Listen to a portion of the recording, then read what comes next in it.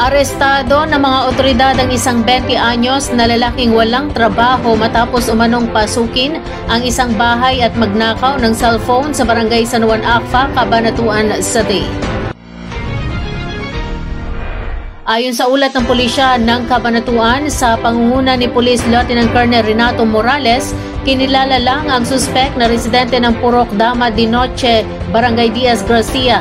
Ang lalaki ay nadakip sa mabilis na pagtugon ng Barangay Peacekeeping Action Team o BPAT ng Barangay Diaz Garcia at mga mobile patrol ng Cabanatuan City Police Station o CPS.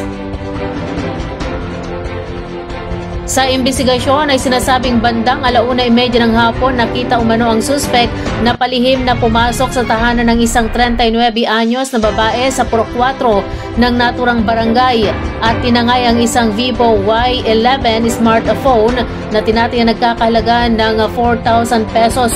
Bukod sa nakaw na cellphone, nakuha din mula sa suspect ang isang homemade na caliber 38 revolver na may 2 bala. Walang naipakitang dokumento ang suspect para sa naturang baril.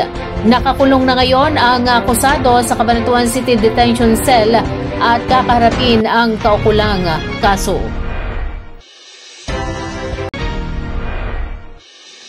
Suspendido ang face-to-face classes sa lahat ng pampublikong paaralan sa lungsod ng Cabanatuan mula preschool hanggang senior high school simula kahapon October 20 hanggang October 24, 2025.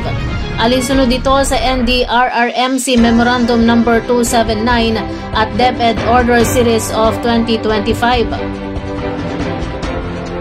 Ang nasabing hakbang ay bahagi ng pag-iingat at paghahanda ng mga paaralan at pamahalaan laban sa posibilidad ng isang malakas na lindol.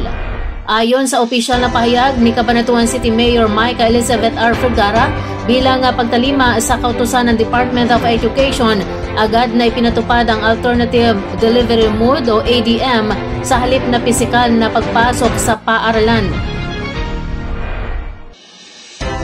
Gumamit ng modules o online platforms ang mga mag-aaral para maipagpatuloy ang kanilang pag-aaral sa panahon ng nasabing suspensyon. Sinabi ni Mayor Vergara na dapat ay manatiling alerto at makinig sa mga opisyal na abiso ang lahat ng mga mamamayan ng Cabanatuan habang patuloy na pinapaalalahanan ng lahat na maging handa sa anumang sakuna. Ang suspension ng klase ay bahagi ng pinaigting na kampanya ng pamahalaan para sa disaster preparedness, lalo na sa mga lugar na mataas ang posibilidad ng pagyanig.